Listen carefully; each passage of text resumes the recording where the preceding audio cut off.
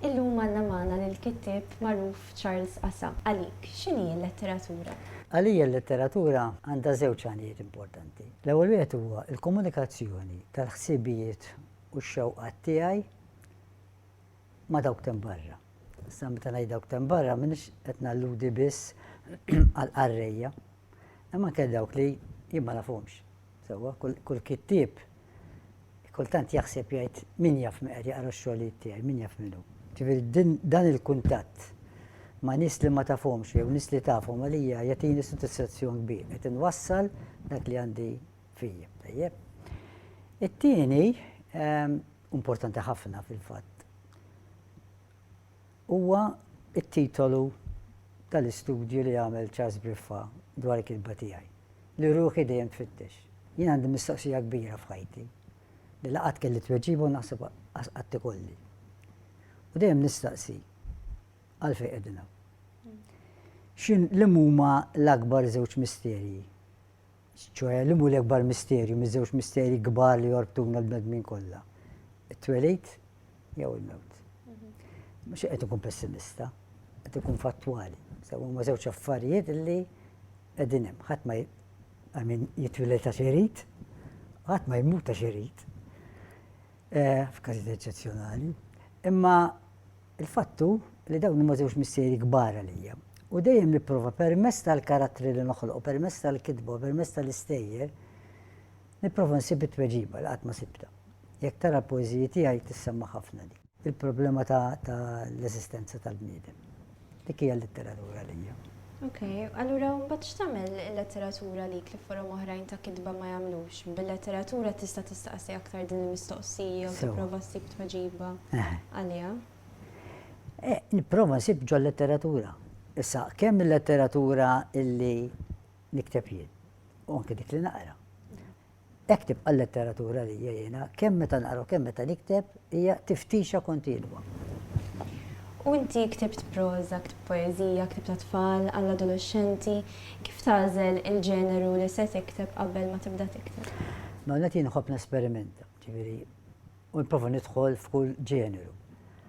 U l-ewwel ma nagħmel l-ewwel esperiment, jekk jirnexxi ngħid orrejt hawnhekk, jekk ma jirnexxix noqgħod pass lura għax ngħid mela mhix il-linja tiegħi din.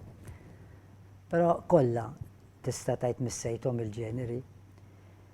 Kif nażlu? Fil-fatt ma nagħmilx għażla minn tiġi l-idea, jiġi l-ħsieb, niġi jien naf ispirat minn ħafna affarijiet, nista' qed nitkellem ma' persuni jgħidu nofs ta' kelma. U mill-ewwel tfaqqas xi ħaġa. Mbagħad nibda naħdem fuq il-ktieb. Naturalment, mbagħad jiena dejjem sewwa nadatta ruħi għall-ġeneru li qed nikteb fih, tfal mod u għall-kbar mod ieħor. Din l-istorja mera kienet deret fl-ewwel ħarġa tal-Polz li kien il-magazzin maħruġ mill-Moviment Awmin Letterarju. Il-karozza waqfet quddiem bib ta' dar f'waħda mit-toroq imwarba tal-belt. U hawn iż-żewġ żgħażagħ flimkien ma' tfajla niżlu u daħlu fid-dar. Wara xi siegħa ġew ħarġu, rikbu fil-karozza u telqu l-barra mill-belt. Hawn għal darb'oħra l-karozza waqfet u ż-żewġ żgħażagħ niżlu u telqu għal triqthom.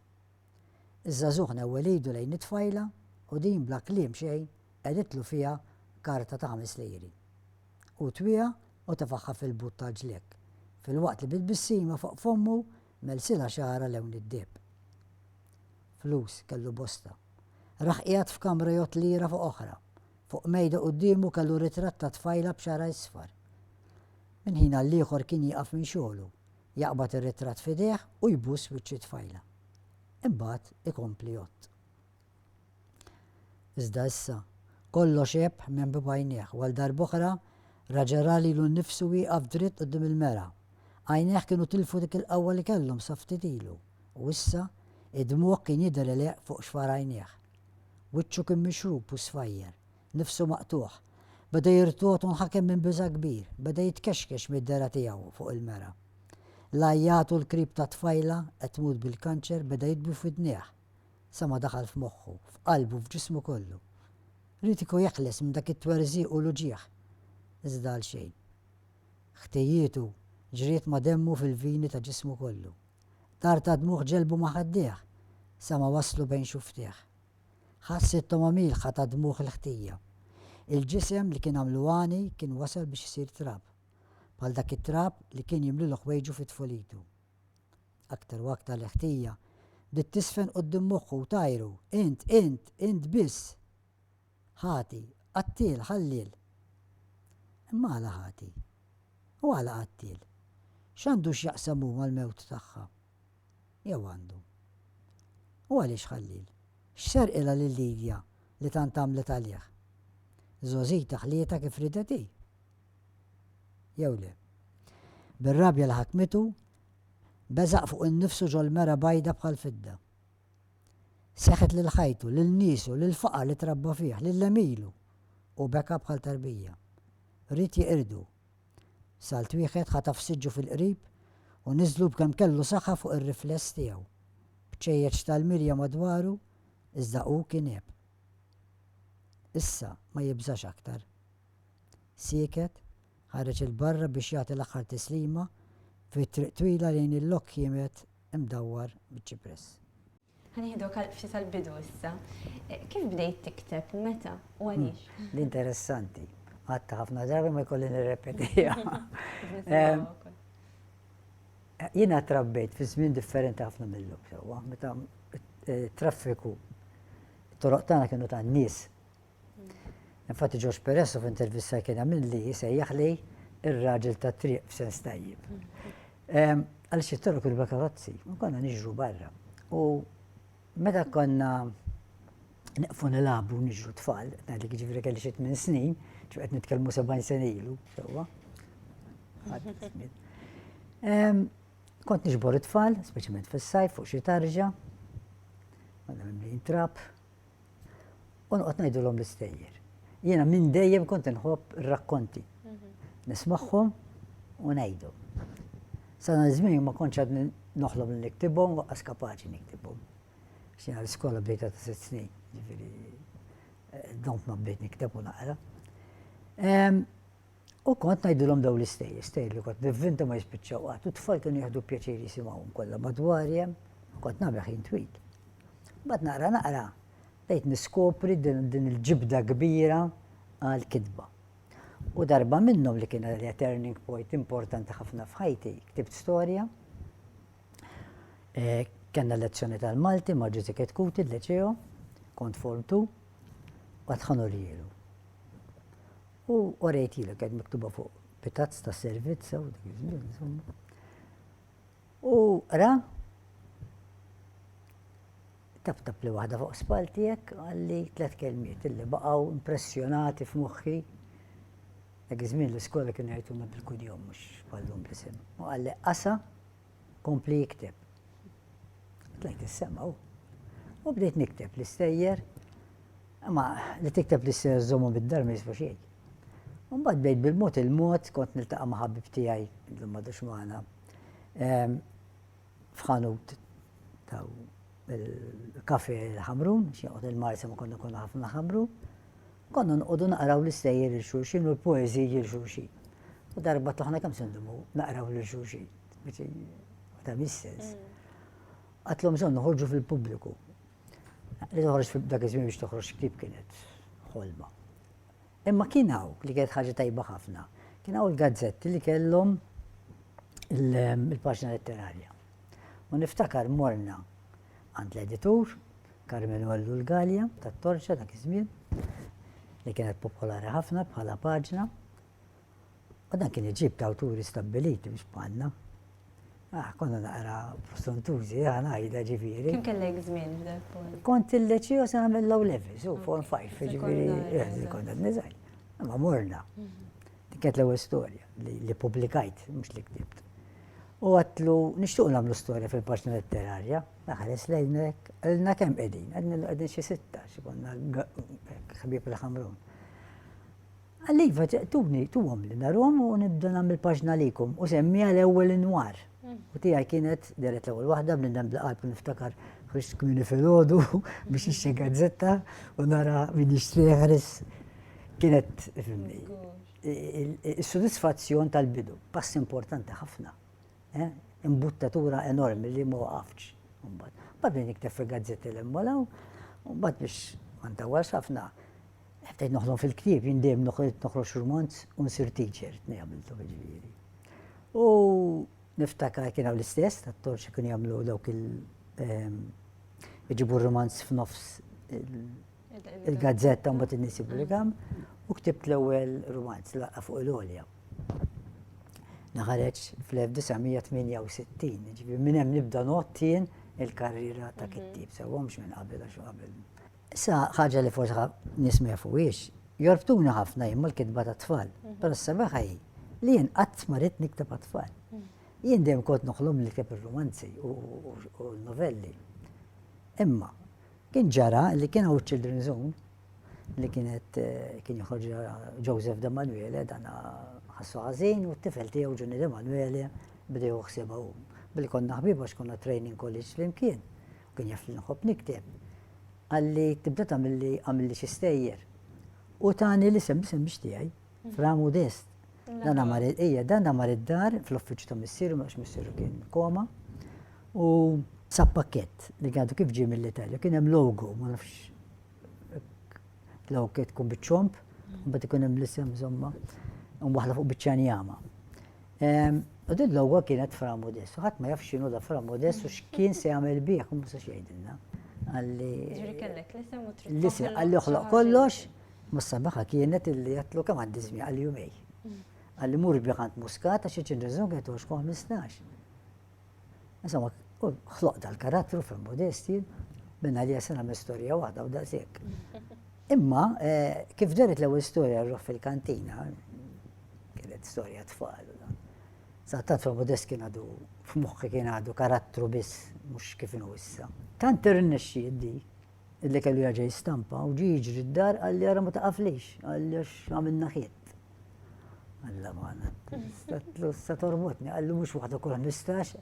Anyway, u spiċċajt biex ħriġt. Matul iż-żmien sitt kodba, ktibt 100 fuq il-100 storja u għadu għaddej, sallum. 50 sena wara. 53. Issa żadu xi jkunu preċiżi. Fra Modest ħanajli biex naqtaħa fil-qasir. Sar ikwada. Rajt ġifieri u għandu l-ikbar rebħa. Għax għadda minn ġenerazzjoni għall-oħra. Tajjeb, u reba fuq iż-żmien.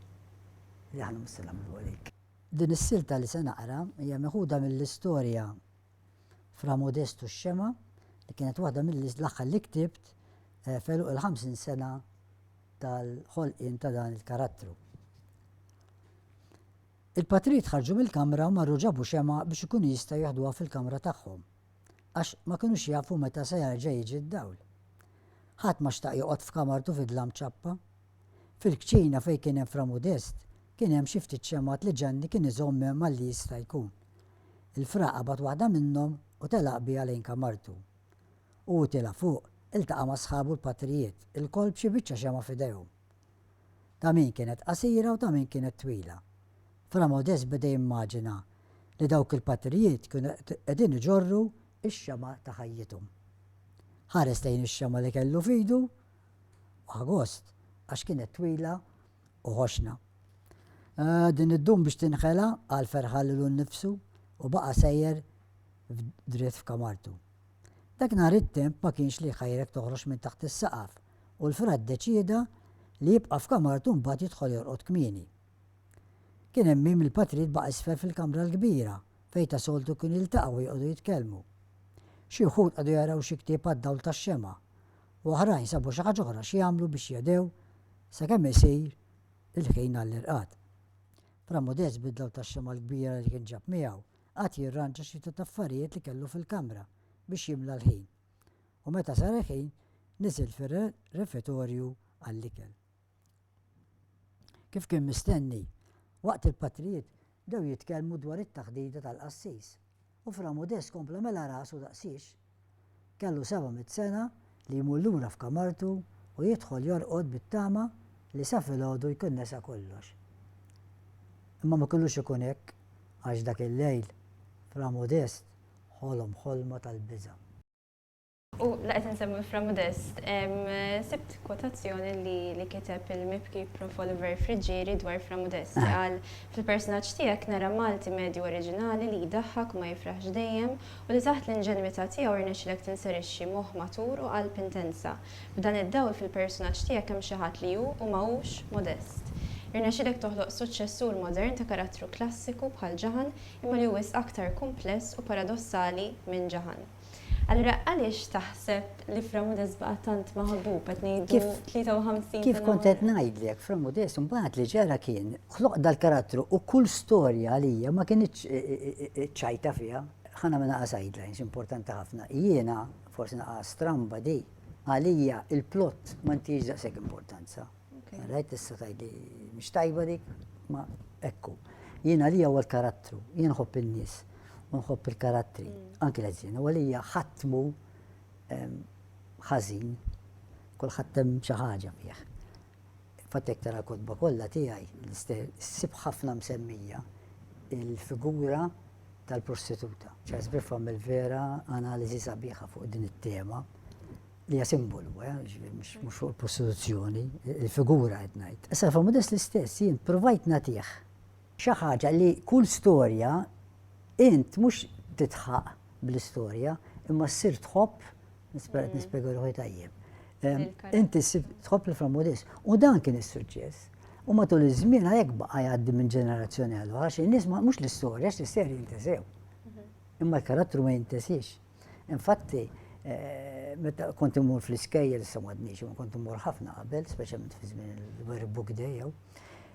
Darba kont saqsejt tfal fl-aħħar, ikdbu li fuq karta. Għaliex joġobkom Fra Modest, jew għax tħobbu l-istejjer. U ngħidlek 90% tal-tweġibiet kienu jkunu għax iħobbu lilu. Fattant ħafna tpinġijiet li għamlu tfal tiegħu u kif jarawh. Ġifieri di mhux l-istorja, tista' tneħħi l-istorja tħalli lilu. Minn Fra Modest ħanqleb ftit id-diskors. Inti kont parti mill-moviment aw minn letterarju. X'fisser għalik dan il-moviment u x'kien l-involviment tiegħek? Mela, ħanibdilek mill-bidu kif tħalt fih. Jiena kont ħabib ħafna ta' Mario Azzopardi. U darba minnhom kont qiegħed fej Awl Ħamrun, fej il-gażin tal-Banda San Giuseppe, ħareġ Mario, u qalli isma' qalli se nwaqfu moviment, qalli taqgħu mill-letterarju, qalli trid tidħol. Ma nafx x'inhu jgħidlu, speċi l-letteratura rajtu. Għalli, mela għalli se nikbek għal-komitat. U kellna laqa, naturalment Mario ta' l-idejat tiegħu li kellu, insomma, idejat rivoluzzjonarja għala Mario, insomma. U għalija kien ifisser ħafna. Kien ifisser fis-sens li l-għamet tal-libt ħafna. Għax bejt niltaqa' issa ftaħt l-orizzonti tiegħi ma' kittieb oħrajn li kellhom idejat forsi iktar moderni minn tiegħi. U kien hemm l-iktar ħaġa importanti, din il-bidla kbira tas-sittinijiet, dan iċ-challenge għal-letteratura ġdida. Sinċerament, pereżempju, l-poeżija moderna li kibdu jikbu dak iż-żmien ma tantx kienet tinżil li. Provajt niktibha issa ma kontx kapaċi u tlaqta. Poeżija tiegħi differenti, poeżija tradizzjonali, ma biex qed tiġifieri maqdara dik ta' ġifieri qed ngħid imma jien għalija ma kienx il-ġeneru tiegħi. Però xorta kont nammirhom u xorta kont jiġifieri u kont nieħu sehem f'attivitajiet tal-moviment. Darba minnhom imbagħad kont għamilt li se nsemmiha importanti, kont għamilt serata f'isem il-moviment Amatera u Ħamru kien hemm post jismu Sanremo, llum ma nafsar minnu, sala. U kont għamilta by candlelight, insomma għal dak iż-żmien kienet xi ħaġa mhux ġdida, ma kienx hekk popolari. U kienu ġew ħafna nies, u niftakar Viktor Fenek kien għamilli rajta b'sabiħa fil-Malta News, kien editor letterarju. Imma dan iċ-challenge li offra l-moviment illi żgħażagħ bħalna li dak iż-żmien kien ħafna enerġija bħallum. Illi bdejna noħorġu affarijiet ġodda minnu ħareġ ħafna ġejt anke għalija personali. Jiena tallimt ħafna mill-moviment. U x'kienu l-influenzi letterarji u artistiċi barranin kif ukoll Maltin fuq ix-xogħlijiet tiegħek? Kienu varji ħafna, kif għatlek jiena fil-bidu per eżempju, għana ma tantx kien ikonna ċans jew okkażjoni naqraw, għax bħallu. Imma kien hawn il-British Council u minn hemm bdejt bad ngħid niltaqa' nsir naf ma' awturi bħal Somerset Maugham, Graham Greene, illi kienu jogħġbuni. U minn hemm bdejt naqra. Maltejn nifhimni li kellna. Ma nħobbx nsemmi ismijiet għax għandna żgħar u malajr. Però ġifieri jiena dejjem nipprova, ma tantx influenzawni wisq kittieba jiena, x'jiena nipprova, nkun jien. Darba milux fil-fatt, imma qed nitkellem ma' Giuseppe Teuma l-iskultur, li ma dax mal, li dem bravissimu. U għalli ħan idlek ħaġa, għalli f'kull arti l-ewwel tallem minant l-allima. Għalli mbagħad insa kollox. Jibqa' taħares li ħatlu għalli l-ewwel tallem, għalli mbagħad insa kollox u kun int. Ibda tiegħek, ġifieri dik il-bażi li tieħu inti toħloq xi ħaġa ġdida.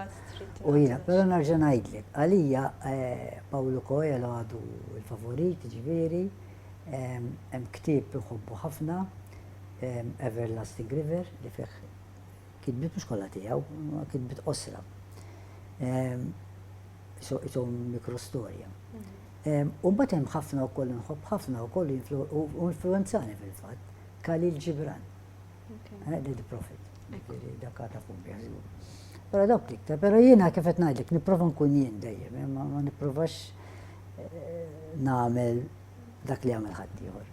Dilli se naqra sejja waħda mill-mikrostorja li se tkun fil-ktieb joħroġ dal-waqt 90 minuta. U jisimha il-ġurnal tal-partit. Zaren kien vittma tal-mentalità tribali fejn tidħol il-politika partiġjana. Il-ġurnal tal-partit li għalih kien aqwa mill-Bibja kien jaqrah kuljum. Zaren u martu kellhom tifel li sa minn xkunitu dejjem bl-inkwiet qatt ma rid jaf f'xogħol u kien jara kif jagħmel biex jidabbara minn fuq dar ħaddieħor. Biex taqa' ġi żmien meta beda jieħu drogi. Biex iġib il-flus beda jagħtiha s-serq. Darba waħda daħal jisraq mid-dar ta' anzjan li kien joqgħod fl-istess triq u sabu ma' wiċċu. Ħabat għalih u ħallih mejjed fl-art fl-intrata tad-dar. Kien reat kriminali li qajjem sensazzjoni kbira. Zaren u martu xtaqgħu jinħbew min-nies bil-mistħija. Il-gazzetti għamlu festa sħiħa b'mod speċjali il-ġurnal tal-partit. Zaren ħadha bi kbira. Meta l-ġurnal beta jagħti prominenza kbira lil dan il-każ kriminali. Misshom jistħu, għajjat. Din l-ewwel darba li qiegħda nisimgħek tgħid xi ħaġa kontra l-ġurnal tal-partit, għaltlu l-mara, Zaren ma weġibix. Dik kienet l-aħħar darba li xtara u qara l-ġurnal tal-partit. U l-lum il-ġurnata għadek tikteb u kien hemm xi żmien meta waqaft tikteb? Iva, kien hemm żmien ftit. Dik li jgħidu l-writer's block. Iva, kien hemm żmien meta waqaft u ma stajt nikteb xejn u kienet ibsa. Għadni nikteb, dal-laħħa mhux das qabel għal raġunijiet imma għadni nikteb iva dis-sena fatt ħerġin żewġ kodba u għandi xogħol joħroġ ġifieri qed nagħlu. Il-kitba ħajti u sejfu jiena qatt ma niktibx. Nħossni mhux ngħid depressat imma nħossni isni ma nafx fejn qiegħed. Mqari ftit, ma l-kitba nħobba ħafna. Sakemm niflaħ nikteb se nibqa' nikteb u għandi pjanijiet, ġifieri ma sax nagħmluhom kollha ma għandi. U tidentifika perjodi differenti fil-mixja letterarja tiegħek? Iva. Pereżempju waħda mill-iktar perjodu differenti ħafna nara jiena f'ta' tfal mhux daqshekk għax imbagħad bdejt kont nagħmel it-textbooks li ma tantx kienu ma dakkom mixin daqqas nitkellem fuqhom kważi. Kien hemm raġuni u sew ġiet imma mbagħad pereżempju fejn jidħlu romanzi pereżempju kien hemm qabża kbira Meta għamilt l-ewwel tliet għal fuq il-għolja, Colin u Stefan, kienu differenti.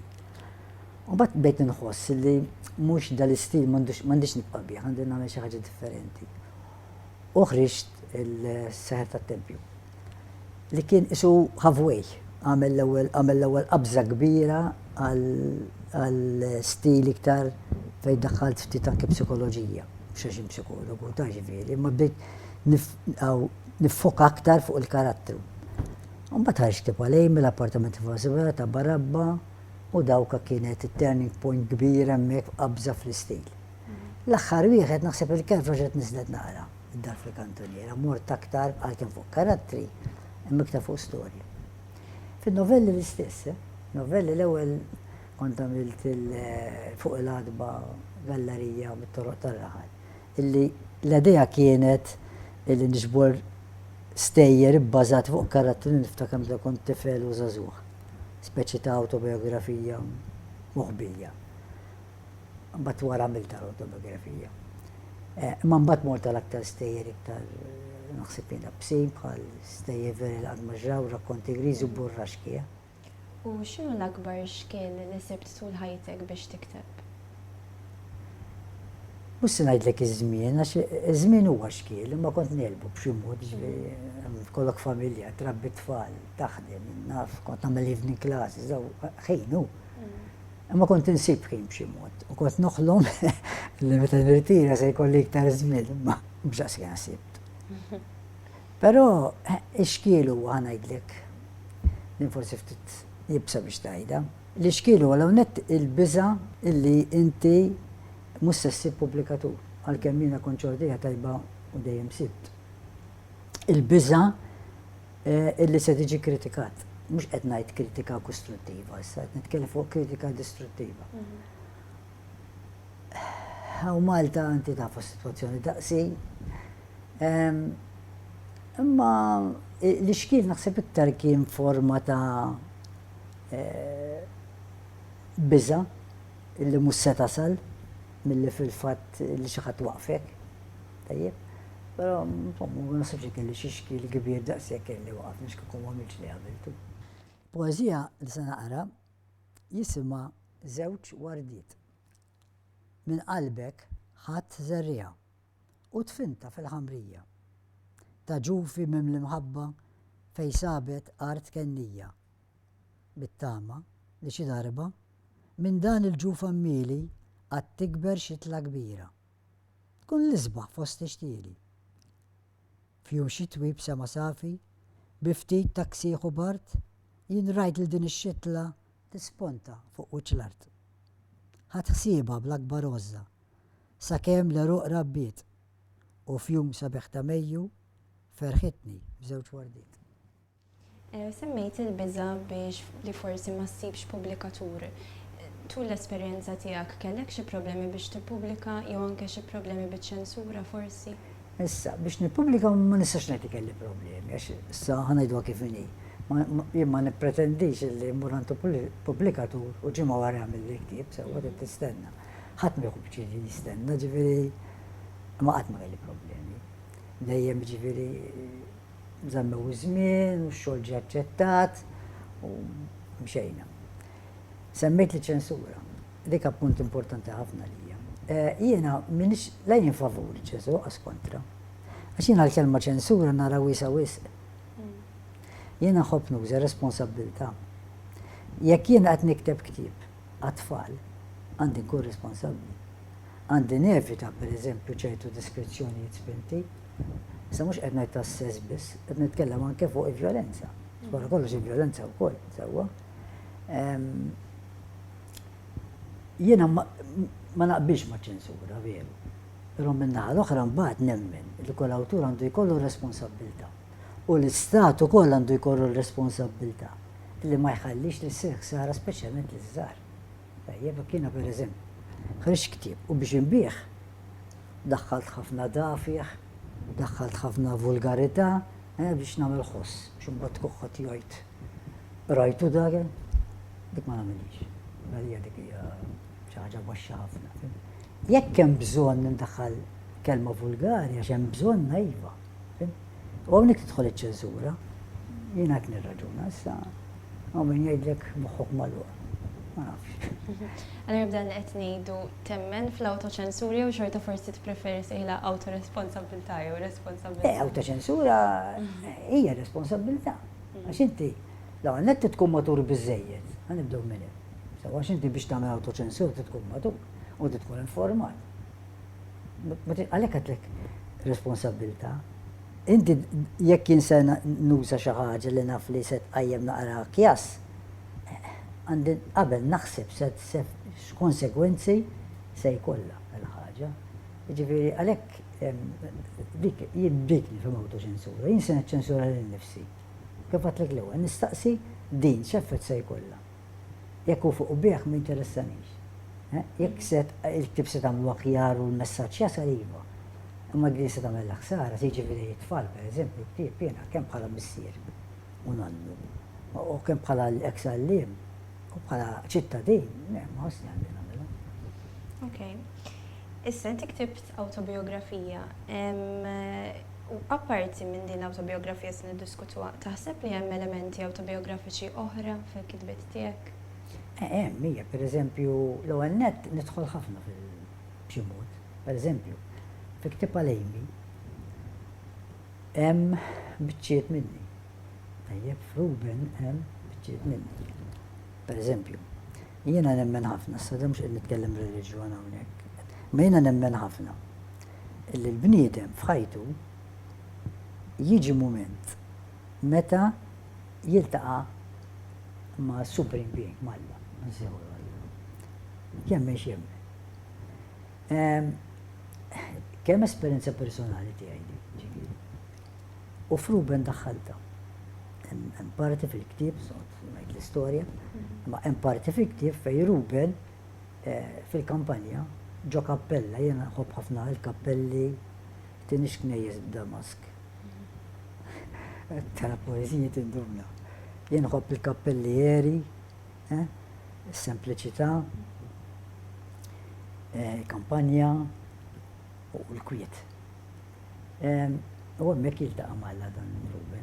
Min wara l-ħadit aw il-tieqa malu qabel il-grada.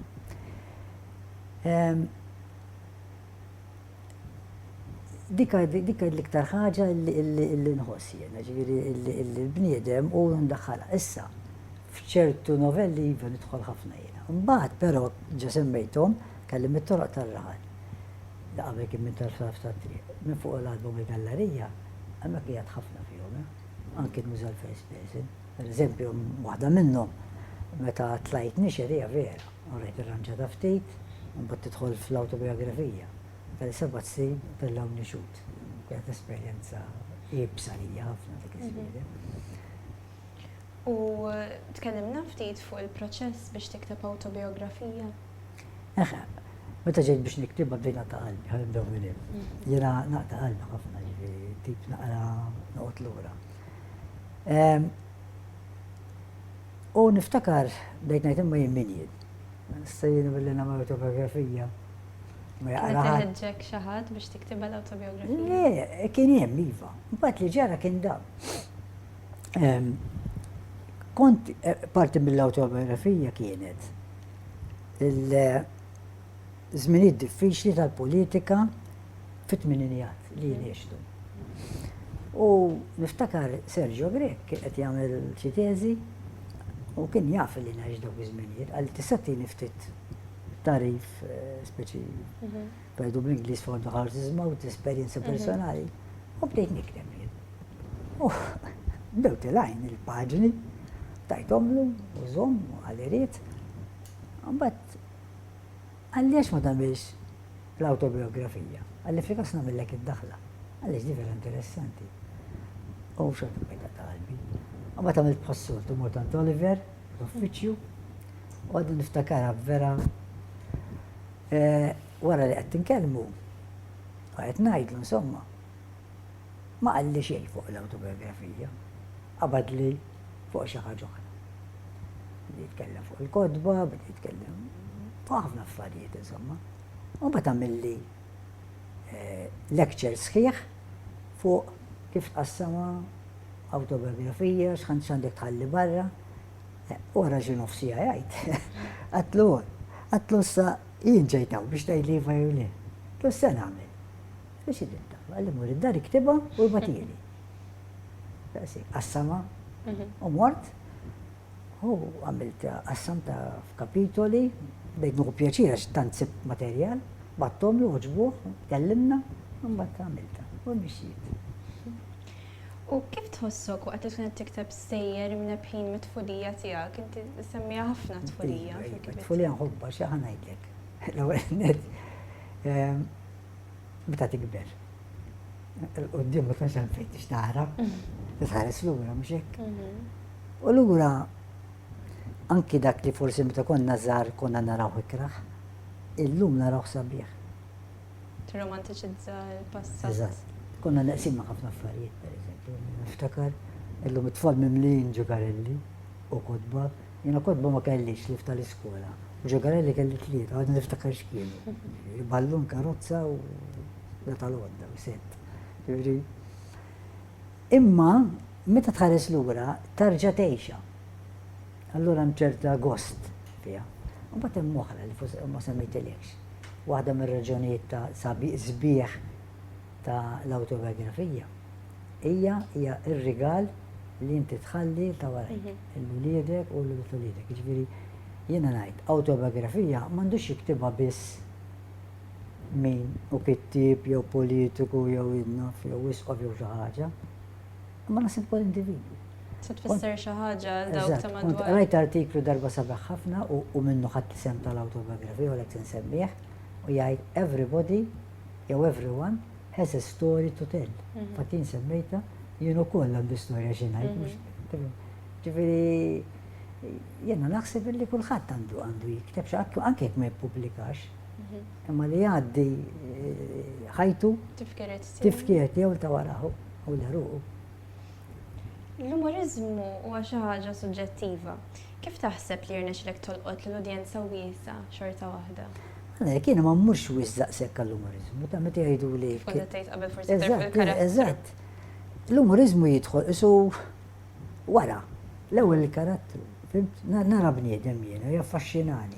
Jiena jaffaxxinawna ħafna daw in-nies illi ħantihom titolu biex tiftehmu, ngħidulhom eċċentriċi. Għarajt qabel konna ngħidulhom jew żmagati, ma kienx tajba żgur, ma ta' tfalli konna hekk kienu jgħidu. Jew in-nies li iżommu ma jimxux mal-linja normali. U jaffaxxinawni daw in-nies. Nara isom ibidlu kif għad fil-ktieb, ibidlu ħafna mill-ħajja stereotipizzata li ngħixu, normalità, kollox unfiluta, milek, jisna ticking the boxes il-ħin kollu. U nħobb nistudjum dan nies. Issa kultant jidħol l-umorizmu fihom daw. Ġifieri probabbli bekk nilħaq in-nies imbagħad ħafna għax inti fl-aħħar mill-aħħar qed tikteb fuq il-bnedmin. Tieni poeżija jisimha Illum ħalluni waħdi.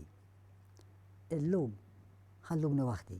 Imma qara ftit sigħat, imwennes minn kull mewġa li tersaq lejn il-blat. Illum ħalluni waħdi. Nistenna f'dan iskiet sakemm ix-xemx tħallina u tejb minn ġosmewiet.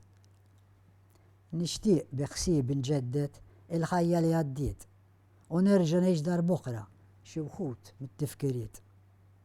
U għada malli jisbaħ nitlobkom li tiġbruni f'xi rokna f'qabar minsi nixtieq kieku titfnuni. Fuq qabri tiktbu x'ismi ma naqxu dal-kelmiet. Hawnhekk mitfun poeta li twieled għex u miet. Kif taħseb li dak li kien qed jiġri madwarek affettwa l-kidba tiegħek? Diskutejniha ftit meta semmejna t-tfulija tiegħek u kif din. Kollox jaffettwa, naf inti il-ħajja l-ħajju. Ġifieri jekk għandek dawnet għandek il-familja. Għalhekk jista' jkollok avvenimenti fil-familja kollu sbieħ li jaffettwok. Il-ħajja soċjali, il-ħajja politika li għaddejna minnha dik affettwatni bil-forsu.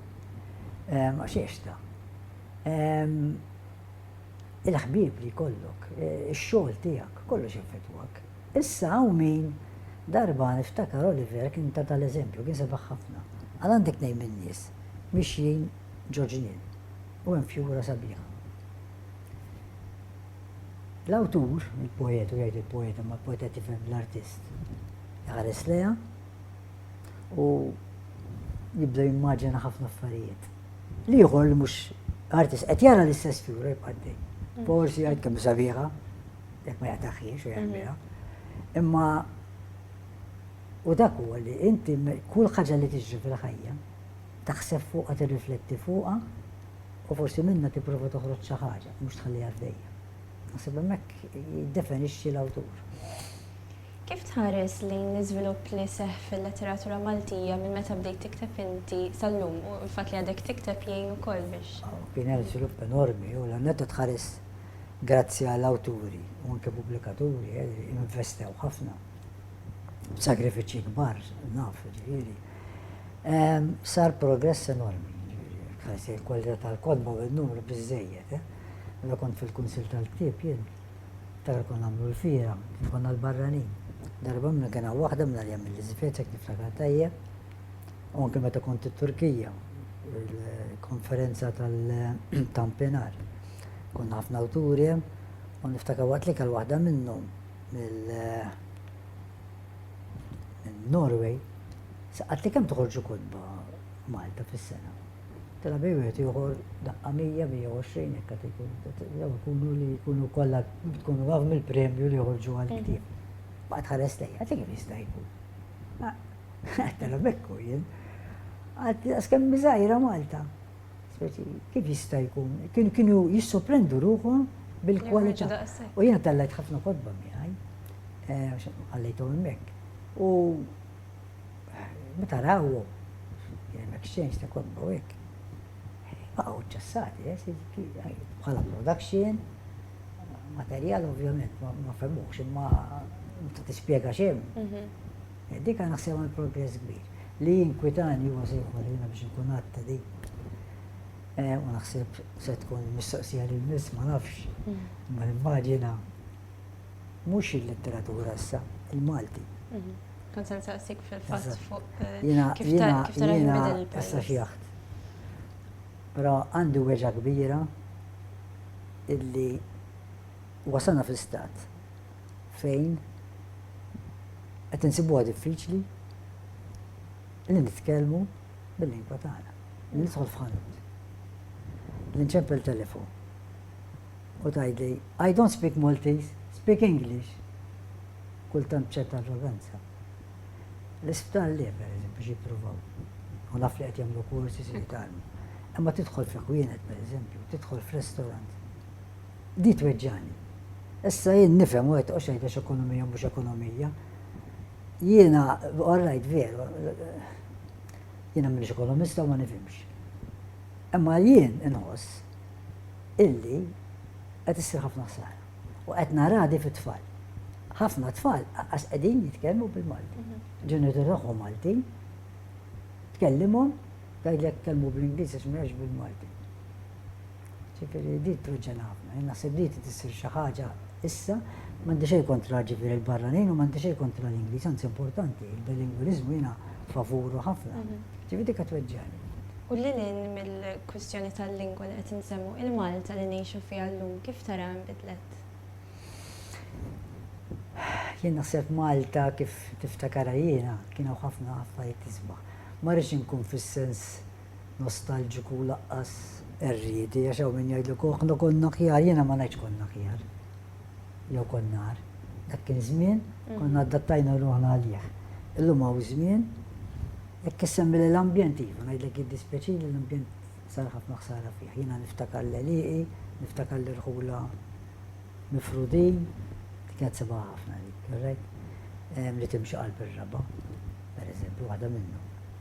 Imma mbagħad hemm affarijiet oħra sar progress kbir u ġifieri. Dan huwa żmien differenti, żmien ma tistax iżommu, il-progress jiġi. Naħseb li wieħed joqgħod attent li ma neseġerawx. Tajjeb, grazzi ħafna Charles Ħasan.